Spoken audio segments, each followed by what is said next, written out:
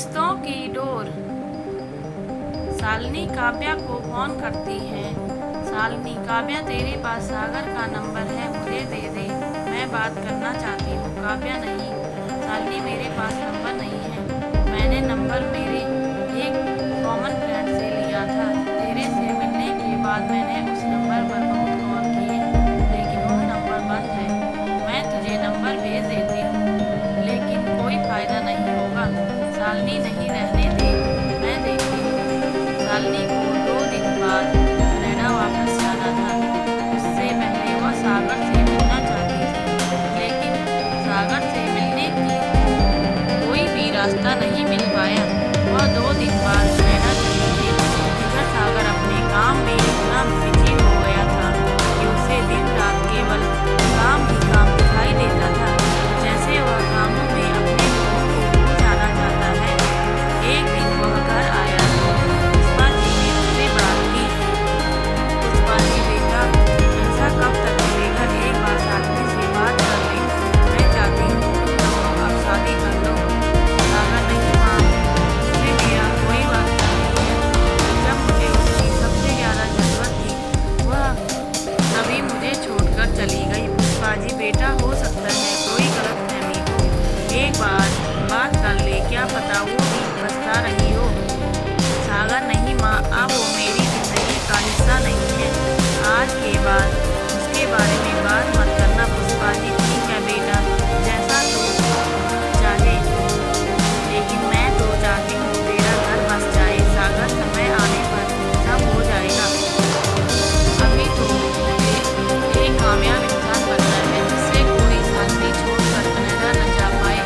सागर का दर्द पुष्पा जी महसूस कर पा रही थी। इधर शालिनी जब कनाडा पहुंची तो उसका मन काम में नहीं लग रहा था। उसका दिल अब सागर के लिए धड़कने लगा था। वह किसी तरह बस सागर से मिलना चाहती थी। 2 दिन सोच विचार कर उसने अपने इंडिया ट्रांसफर के लिए कंपनी को मेल डाल दिया। 1 सप्ताह में उसे इंडिया जाने की परमिशन मिल गई। शालिनी ने फटाफट सामान पैक किया और इंडिया वापस आ गई, लेकिन वह अपने घर न जाकर ऑफिस के पास एक फ्लैट में अकेले रहने लगी। सोशल मीडिया से सभी दोस्तों से, सागर के रिश्तेदारों से, जिन्हें वो जानती थी, वह सागर का पता मालूम करने में लग गई, लेकिन उसे सफलता नहीं मिली। एक दिन हिम्मत लाल जी अपनी बेटी से मिलने आई। हिम्मत लाल जी, बेटी, अब तो तेरा गुस्सा शांत हो गया होगा, चल घर चल। शालिनी, नहीं पापा, जहाँ सागर की बेइज्जती हुई है, मैं उस घर में अब कभी नहीं जाऊंगी। आपका जब मन हो आ जाइए। हिम्मत लाल जी, लेकिन बेटा, ऐसे अकेले रहने का क्या मतलब है? शालिनी, पापा, मेरी जिंदगी का अब एक ही मकसद बचा है, सागर से मिलना और उससे माफ़ी मांगना। अगर आप मेरी कुछ हेल्प कर सके तो बहुत अच्छा होगा। एक बार किसी तरह सागर से माफ़ी मांगो, फिर चाहे वो मुझे अपनाए या ठुकराए। हिम्मत लाल जी वापस आ जाते हैं। शालिनी की जिंदगी में अब कुछ नहीं बचा था। वह दिन में काम करती थी, रात को थोड़ा बहुत खाकर सोने चली जाती।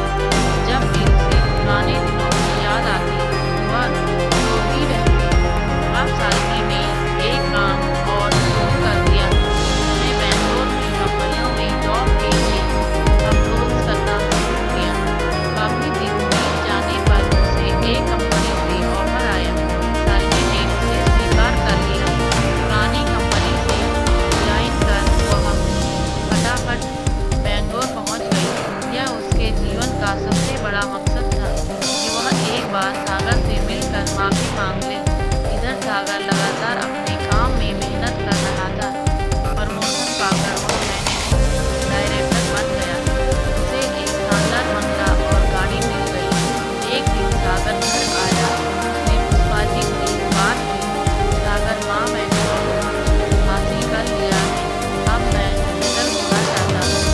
आप मेरे लिए अपनी पसंद की लड़की देखिए, मैं आपकी खुशी के लिए शादी करना चाहता हूँ। पापा को कोई भी